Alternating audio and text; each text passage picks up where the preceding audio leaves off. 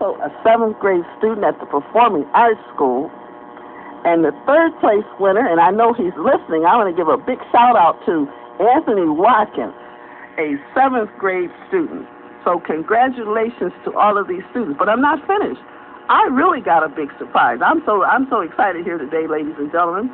I got a real big surprise when I went into the Meriwether Library to pick up the essays.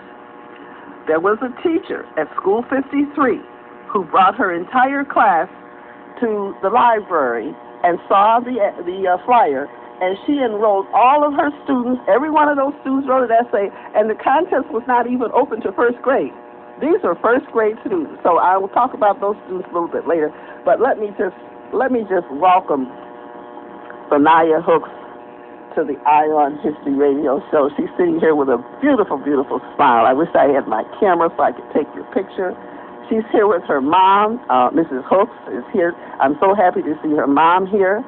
And I'm going to ask Lanaya to read her essay in a nice big voice. Speak very nice and clearly in the microphone. Lanaya, would you like to have something to say before you read your essay? No, she's shaking her head. Okay, go ahead and read your essay. Earth Day is a very important day. It's important because it benefits the growth of this awesome planet. Earth Day is a good way to stop global warming.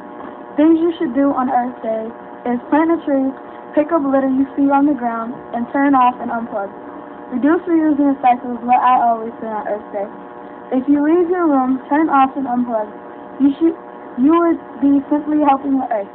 Earth Day is a day devoted to the Earth.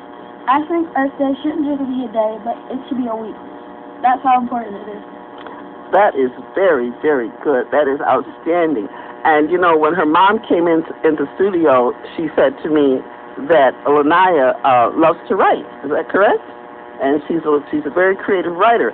And you see, the goal of me doing these essay contests, you know, I used to tell my students, because, you know, I taught in the public schools for a long time, and I used to do these contests all the time. And I would say to my students that it's not all about the money. It's good. I mean, that's a real good thing, and the prizes. But the most important thing about these essay contests, it gives students an opportunity to enhance their writing skills. And in some cases, because I do Black History contests, they do research, they learn more, and reading and writing go hand in hand. And guess what? When young people go on to college, the professors are going to expect them to know how to write. There are a lot of college professors out there these days who complain that students come to college and they can't write.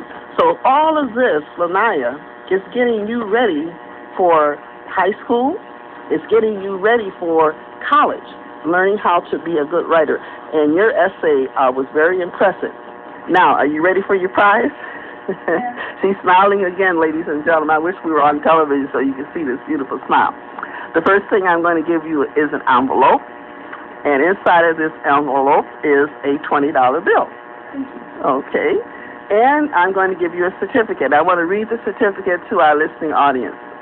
It says, Certificate of Achievement, awarded to Lanaya Hooks on this 19th day of April 2011 for outstanding performance and excellence in the Earth Day Essay and Art Contest, signed by Mrs. Doyle, retired teacher.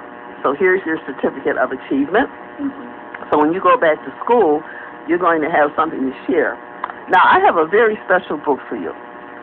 I want to read the title of this book because there's something that's I didn't even know that this was in this book until I happened to turn all the way to the back. But let me tell the audience and Lanaya and her mom what the name of this book is. It's called Curious George Plants a Tree. Planting trees is very, very important in helping to save our environment. In the beginning of the book, it gives about 20 different ideas on how you can do things to save your environment. It talks about recycling. It talks about not just throwing things away, but trying to reuse them. If you have old books at home, instead of throwing them away, give them to a library, and so on. But the surprising thing, Lanaya, you see this bookmarker? Mm-hmm. You can plant this. Have you ever seen a plantable bookmarker before? No. you can actually take this out of the book. It's taped down a little bit, but just remove it gently. And I'm going to read what it says here. You can take this bookmarker and grow your own flowers. Now here are the steps. 5 easy steps. Choose a sunny place in your garden or take a flower pot with soil that can be placed in the sun. If you're going to use a flower pot, dig a hole and then take this paper, this bookmarker, and plant it down about 1/4 of an inch in the soil. And then water it from time to time. You got to keep it moist. And then fill the hole with a little extra dirt so that you cover this bookmarker completely.